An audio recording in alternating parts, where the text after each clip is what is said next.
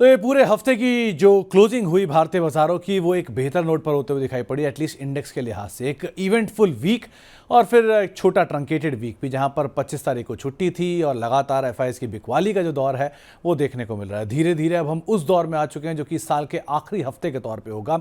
यह हफ्ता इसलिए भी इंपॉर्टेंट था क्योंकि इस हफ्ते के अंदर एक दिन की छुट्टी भी थी और साथ साथ मंथली एक्सपायरी भी थी, और इन सबके बीच में भारतीय बाजार जो है वो अपने आप को एटलीस्ट होल्ड करने में कामयाब रहे हैं। पूरे हफ्ते के दौरान निफ्टी में या सेंसेक्स में करीब करीब 1% के आसपास की बढ़त देखने को मिली। निफ्टी भी लाइकवाइज 1% के आसपास की बढ़त देखने को मिली। मिड कैप इंडेक्स जो कि 0.5% के आसपास की बढ़त के साथ कामकाज करता हुआ दिखाई पड़ा। स्मॉल कैप करीब करीब 1/4% के आसपास की बढ़त देखने को मिली। इस साल अब तक भी निफ्टी 9% या सेंसेक्स 9% रहा है, लेकिन मिड कैप स्मॉल कैप में 25 से 30% के आसपास की बढ़त हमने देखी है। तो ये ब्रॉडर मार्केट्स के नाम ये पूरा साल रहा, और ब्रॉडर मार्केट के साथ साथ ये हफ्ता भी ब्रॉडर मार्केट्स में बेहतर साइड पे आंकड़े आते हुए दिखाई पड़े।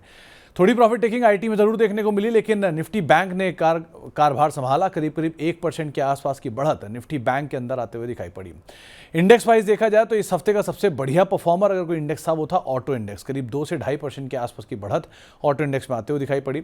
और उस ऑटो इंडेक्स के साथ साथ जो सबसे अच्छी तेजी इंडेक्स वाइज देखने को मिली वो थी फार्मा में, करीब 2% के आसपास की। एफएमसीजी में करीब 1.5% के आसपास की बढ़त यहाँ देखने को मिली। गिरने वाले सेक्टर्स की अगर बात की जाए तो उसमें मेटल और पावर दो ऐसे नाम थे जहां पर थोड़ा बहुत प्रेशर आता हुआ दिखाई पड़ा। थोड़ी बहुत बिकवाली रियल्टी, थोड़ी बहुत बिकवाली मेटल, थोड़ी बहुत बिकवाली आपको मीडिया शेयरों में भी आते हुए दिखाई पड़ेगी, लेकिन यहां पर प्रेशर था। अब सबसे बेहतरीन सेक्टर क्योंकि ऑटो रहा है, तो ऑटो के टॉप गेनर्स में आया एम&एम का नाम, करीब 5% की बढ़िया तेजी। टाटा मोटर, हालांकि ये शेयर लगातार टूट रहा था, लेकिन ये हफ्ते के अंदर थोड़ा सपोर्टिव बाइंग यहां पर बनते हुए दिखाई पड़ी।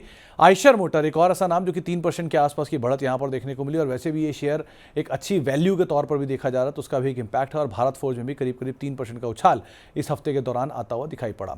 ऑटो के बाद जो दूसरा सेक्टर आता है जहां पर अच्छी खरीदारी थी वो थी फार्मा, जिसमें अजंता फार्मा 6% की लीड के साथ, यानी कि मिड कैप फार्मा में खरीदारी थी।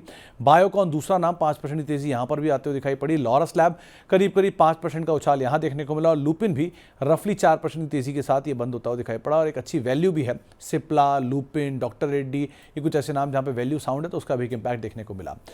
आईटीसी एफएमसीजी को लीड कर रहा था, उसकी वजह एफएमसीजी की तेजी तो है ही, साथ ही साथ एक डीमर्जर जो आईटीसी का अगले हफ्ते पेंडिंग है, उससे ठीक पहले यहां पर भी खरीदारी बनते हुए दिखाई पड़ी।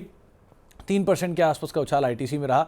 लिकर स्पेस में ये साल के एंड में एक अच्छी बाइंग देखने को मिली, जिसमें ये रेडिको खैतान 3% ऊपर, यूनाइटेड स्पिरिट्स 3% की बढ़त के साथ बंद होता हुआ दिखाई पड़ा। लगातार बिकवाली के बाद टाटा कंज्यूमर भी करीब करीब 2% के आसपास के उछाल के साथ बंद होते हुए दिखाई पड़े। तो एक अच्छी तेजी यहां पर भी बनते हुए दिख रही है।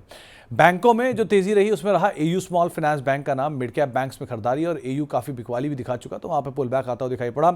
इंडसइंड बैंक न्यूज फ्लोज के बीच में रहा, जहां पे एक बड़ा अकाउंट इन्होंने उसको आगे चल के राइट ऑफ करने की बात करी, और उसके बाद एक रिपोर्ट आई। सबका इंपैक्ट एंड में नेट ऑफ 3% की तेजी इंडसइंड बैंक में देखने को मिली। बैंक ऑफ बड़ौदा करीब 2% ऊपर, और एचडीएफसी बैंक भी करीब करीब 1.5% के आसपास की बढ़त के साथ बंद होता हुआ दिखाई पड़ा। तो पीएसयू, प्राइवेट दोनों ही बैंक्स में थोड़ी बहुत खरीदारी थी। रियल्टी इंडेक्स में चला फिनिक्स मिल्स, करीब 7% का उछाल यहां रहा। शोभा 4% की तेजी में रहा। ओबरॉय रियल्टी करीब करीब 3% ऊपर, और ब्रिगेड एंटरप्राइजेस यहां पर भी करीब करीब 1% के आसपास की खरीदारी बनते हुए दिखाई पड़ी। और रियल्टी सेक्टर भी लगातार पूरे साल का आउट परफॉर्मर रहा है, और ये आखिरी हफ्ते में भी यहां थोड़ा बहुत अपमूव देखने को मिला। प्रेशर रहा मेटल में वेदांता के प्रेशर की वजह एक तरफ तो इनका डिविडेंड का एक्स होना, क्योंकि लगातार डिविडेंड से पहले चल रहा था और डिविडेंड आया, उसके बाद थोड़ी बिकवाली आई। लाइकवाइज हिंदुस्तान जिंक पे भी थोड़ी बहुत बिकवाली देखने को मिली।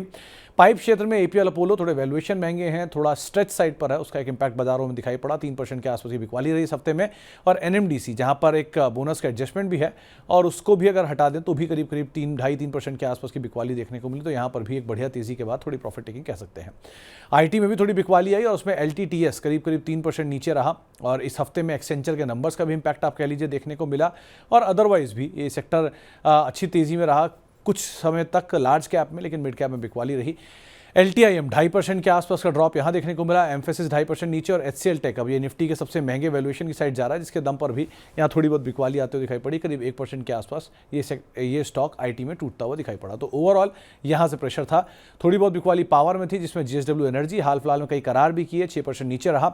सीमेंस, इनकी एनालिस्ट कॉल, और एनालिस्ट कॉल के बाद नेगेटिव आउटलुक, ऑर्डर्स को लेकर थोड़ी सी दिक्कतें, और उसके बाद 5% शेयर में ड्रॉप।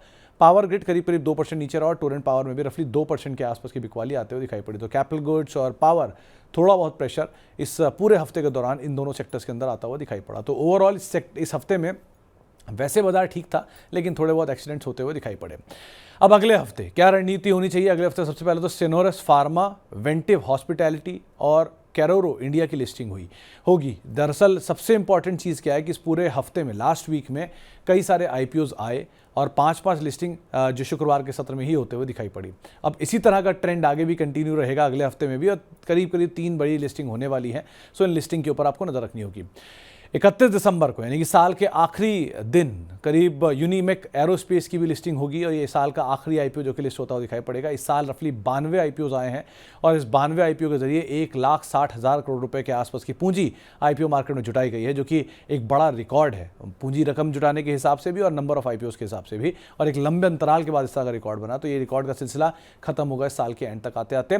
1 जनवरी जहां पर दिसंबर के ऑटो सेल्स के बिक्री के आंकड़े आएंगे, तो तमाम 1 और 2 तारीख को आपको सभी ऑटो कंपनियों के 2 व्हीलर के 4 व्हीलर के नंबर्स आते हुए दिखाई पड़ेंगे, प्लस क्लोज डिस्पैचेस के नंबर, इसके अलावा जो मॉइल के नंबर्स, ये सब आने शुरू होंगे। और एक इंपॉर्टेंट पार्ट और भी है, क्योंकि अब आप अर्निंग सीजन की तरफ जा रहे हैं, तो 1 दिसंबर से ही आपको Q3 के आउटलुक जो है कंपनियों के, वो भी आने शुरू हो जाएंगे, तो उस पर भी आपको नजर रखनी होगी।